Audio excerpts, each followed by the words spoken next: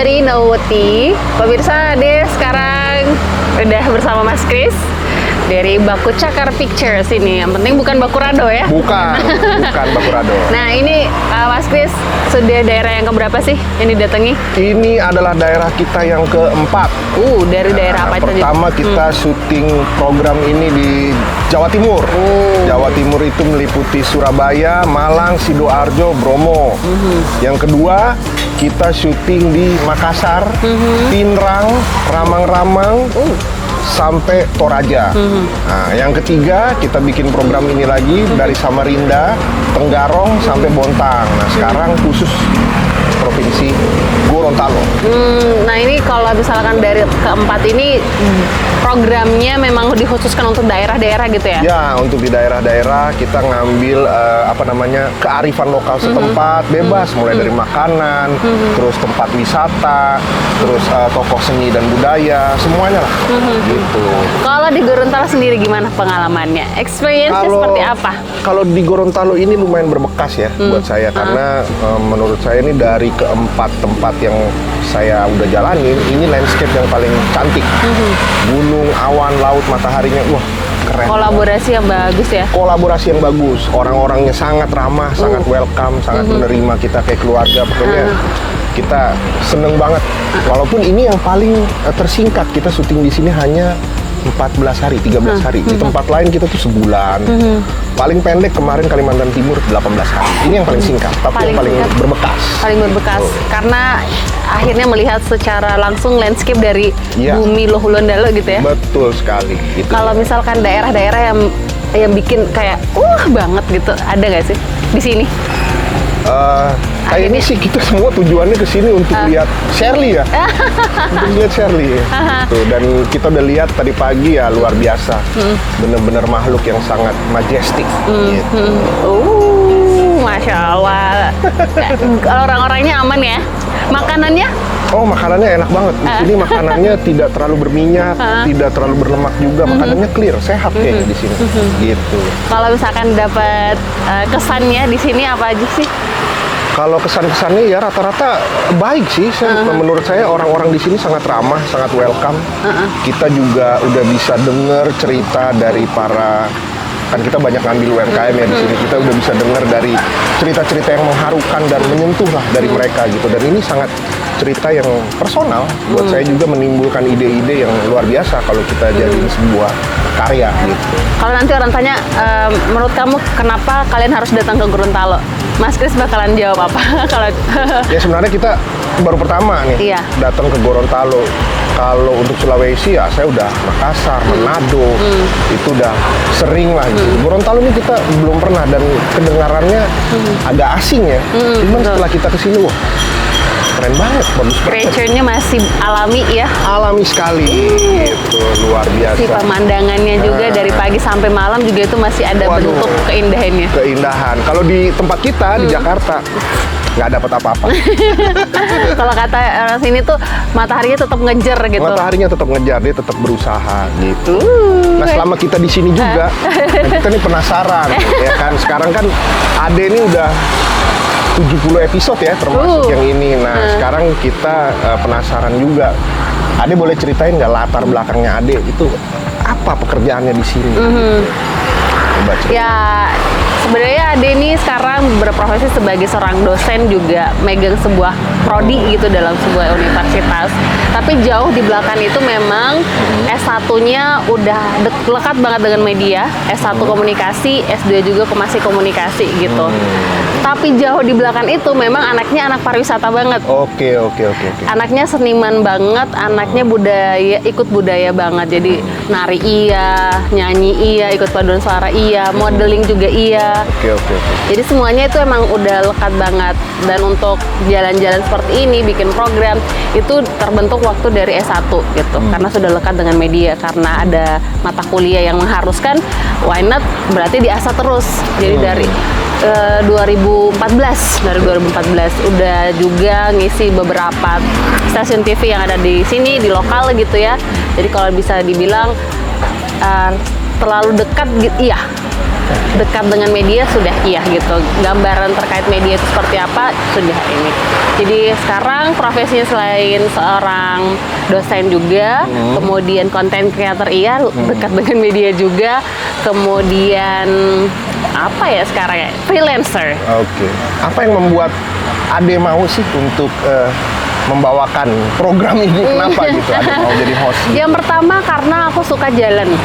Oke. Suka jalan, suka ngobrol sama orang, dan lebih yang tepatnya adalah yang membekas itu adalah di 70 episode ini aku pengen cari tahu apa yang bisa aku ambil di sini di perjalanan ini, dan ternyata ini menjadi salah satu kayaknya turning point aku ke depannya gitu. Karena dari 70 itu 69 itu banyak sekali cerita yang berbeda-beda, yang bahkan di mata kuliah pun aku nggak bakalan dapat. Di sekolah setinggi apapun itu nggak bakalan dapat cerita mereka. Jadi kayak why not gitu, aku coba. Awalnya masih tarik ulur gitu, aduh 70 episode aku harus meninggalkan kampusku, meninggalkan anak-anakku gitu karena lagi masa-masa ininya ya gitu. Terus ya udah aku coba karena sudah jauh di belakang itu, sudah mulai jauh dengan media. Ya udah dengan cara itu mendekat lagi, ya udah nerima aja gitu. Awalnya cuma nerima aja, Lin.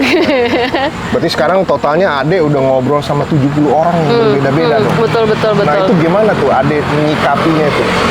Sebelumnya kan mungkin nggak pernah tuh digeber. Misalnya sehari ngobrol sama 6 orang, sama 7 orang, bahkan kemarin kita pernah sampai 8 orang gitu. Nah itu experience apa yang Ade dapat gitu dari mencoba untuk memahami otak di 70 orang gitu? Itu gimana tuh caranya? Betul sekali. Ini pertanyaan menarik.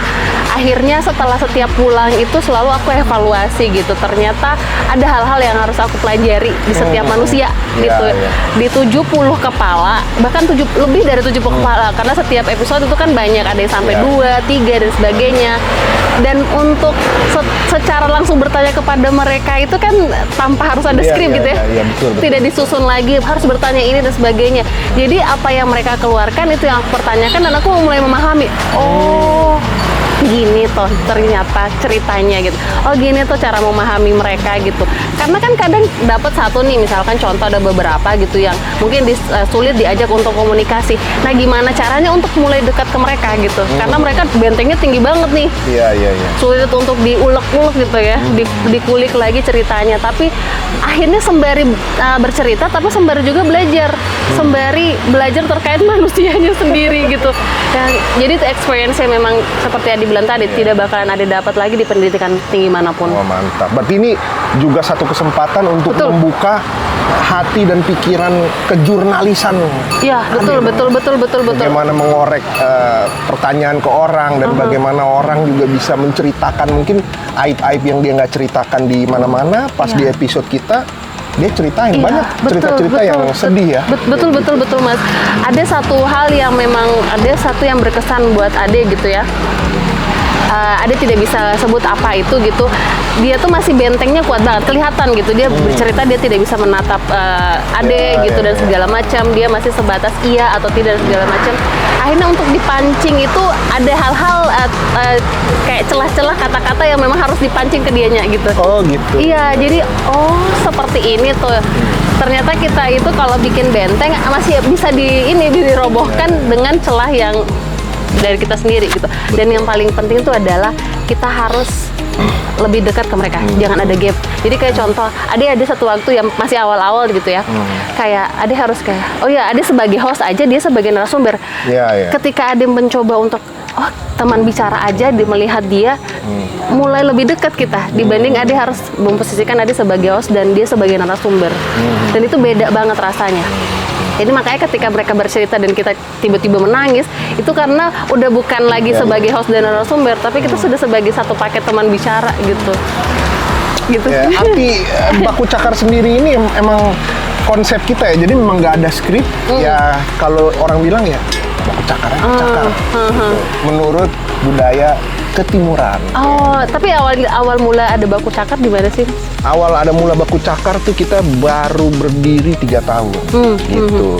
Sebelumnya kan saya kerja freelance untuk iklan, untuk dokumenter, web series. Terus akhirnya kita memutuskan bahwa kita bikin sebuah community atau sebuah perusahaan PH aja nih. Gitu. Nah kebetulan nama ini orang salah, awas jangan salah men-tag atau mengartikan bahwa ini bandnya Glenn Fredly, bukan ya. Kalau bandnya Glenn Fredly itu pakai D baku cakar. Di pertanyaan Nadim, saya selama di Gorontalo sendiri gitu ya, first time gitu dan ketemu saya gitu ya, mungkin kita nih dari mana gitu baru ketemu langsung gitu. Ya. When first time ketemu dengan creature seperti ini gimana sih Mas? Itu dia. Alhamdulillahnya puji Tuhannya itu setiap kali kayak saya masuk ke satu daerah yang baru, itu entah kenapa udah kayak semesta tuh memberkati aja. Jadi tiba-tiba ya tanpa skrip hostnya langsung udah tahu maunya, kayak Ade juga kan langsung gitu. Ini juga terjadi di Surabaya, di Makassar, di Samarinda. Kita datang langsung syuting tanpa aba-aba. Pokoknya gini ya, bla-bla langsung jalan. Nah, itu ya kebetulan Ade juga pas kita datang langsung aja jalan gitu. Jadi memang ya Nama adalah bentuk berkat ya. Di Baku Cakar Pictures ketemu dengan Ade langsung, istilahnya kalau semesta mendukung. Ya, apalagi kita tuh memang sangat concern di Indonesia bagian timur. Dan kita kebanyakan juga dapat proyek itu yang bergerak ke arah timur. Makanya kita selalu bikin hashtag. Kalau udah selesai kita upload reel kita yang udah syuting tuh pasti kita kasih Indonesia dimulai dari timur. Gitu. Nah, ini penasaran, masih ingat nggak di 70 episode ini yang paling membekas? Yang paling membekas selain Shirley. Selain Shirley gitu. Kayak maksudnya kita ini kayaknya enak banget syuting bareng nih orang nih. Di momen yang mana gitu? Mungkin kalau menurut saya tuh yang kemarin Rumah Susun. Ya awalnya pas kita datang kan, aduh tempatnya panas, terus lokasinya belum jadi, kita mau ngambil gambar apa nih gitu kan. Apa nih nanti insertnya bagaimana? Tapi setelah mendengar cerita dari si Karirin itu, wah, saya kok kayak hati saya kayak kebolak-balik gitu. Wah, ini orang-orang ini ada Tuhan ciptakan mereka untuk jadi terang di Gorontalo. Dan itu juga momen yang bikin akhirnya meleleh air mata. Ade juga. Iya.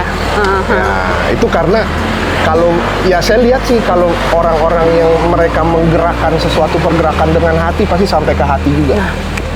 Dan itu juga sama dengan proyek ini, ketika kita klop secara hati gitu ya, hati ke hati dan udah saling paham aja. Karena kan setiap budaya itu beda. Kita mungkin dari latar belakang yang beda. Memang ada orang timur, tapi untuk ketemu dengan orang timur, bekerja dengan orang timur langsung itu kan jarang gitu ya. Jarang. Emang biasanya nggak dengan orang timur ya? Iya, maksudnya secara ininya gitu ya. Gimana ya? Bilang budaya memang dari bagian timur banget gitu, kayak misalkan daerah Ternate, Ambon dan segala macam. Apalagi yang memang dari ibu kota. Betul. Dengan interestnya banget. Satu hal yang saya pelajari dari budaya timur adalah orang boleh menstigma kita, kulit kita hitam, rambut kita keriting, mungkin muka kita tidak seperti yang di Jawa sana atau di Sumatera sana. Cuman kalau dilihat kebaikannya luar biasa. Orang timur tuh nggak punya pretensi. Kalau mau bantu orang. Kita datang ke rumah orang timur, mereka siapkan segala sesuatunya buat kita, mereka suguhkan segala sesuatu buat kita. Tapi kita nggak tahu di belakang itu mereka ngutang atau enggak. Mereka ngambil dari mana itu makanan dan minuman kan. Kita nggak tahu kondisi mereka kayak apa. Yes, Mas, ini kalau misalkan ini udah mau berakhir nanti gitu ya, pasti ada hal-hal yang pengen Mas bawa ke luar sana gitu, yang paling membekas, entah dari kebaikannya, dari kata-katanya, dari ceritanya gitu, yang Mas nanti akan ceritakan ke teman-teman Mas atau orang-orang yang nanti ya ketemu lagi gitu dengan siapa gitu selain adik lagi. Iya. Kalau ini sih saya melihatnya begini ya, Dea. Maksudnya kayaknya memang Tuhan nih membuat Baku Cakar ini untuk ngerjain program-program ini untuk kita riset. Memang program ini kelihatannya hanya cuman testimoni aja atau cuman mungkin liputan-liputan. Cuman ya orang mungkin menganggap bahwa program ini ya cuman biasa aja gitu ya, biasa program aja lokal gitu. biasa aja gitu ya. Tapi buat saya yang paling mahal itu ya saya bisa ketemu orang-orang seperti yang kemarin, kita bisa masuk ke dapur mereka, kita bisa melihat rumah mereka, kita bisa dengar suara hati mereka seperti apa. Nah itu yang paling berarti buat saya dan itu yang paling mahal. Mau dibayar fee berapapun ya itu nggak bisa. Itu sangat mahal gitu. Saya kenal Ade aja, itu yang sangat mahal gitu. Saya bisa ngelihat sudut pandang Ade yang lahir dan besar di Gorontalo, bagaimana melihat kehidupan di sini. Nah, itu mahal gitu. Itu yang Bahkan baru terbuka ketika nanti di 70 episode ini gitu, Iya. sudut pandangnya. Oh ternyata masih ada kehidupan lain yang belum aku betul, lihat gitu ya.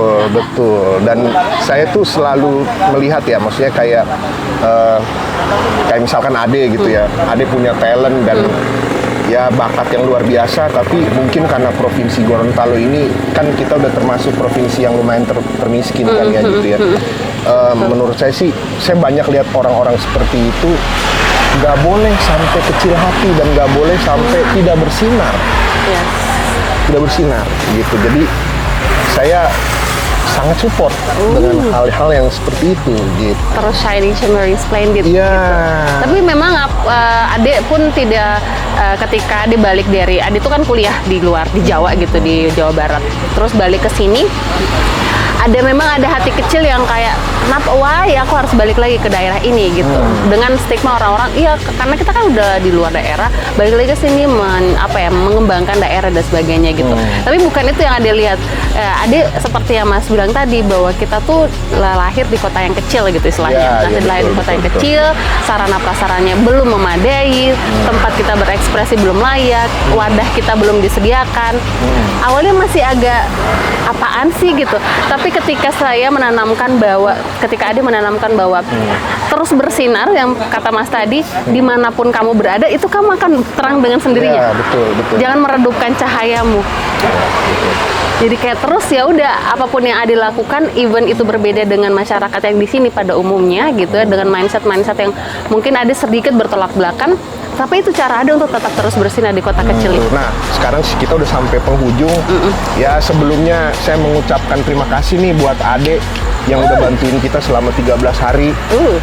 Without you, kita nggak bakal jauh sampai sejauh ini ya kan. Kita nggak bakal bisa ini karena Ade membantu kita sepenuh hati 100%. Nah, kita juga ya mau minta maaf kalau kita misalkan kita punya ada salah kata, salah perbuatan. Ya mungkin bisa dimaafkan.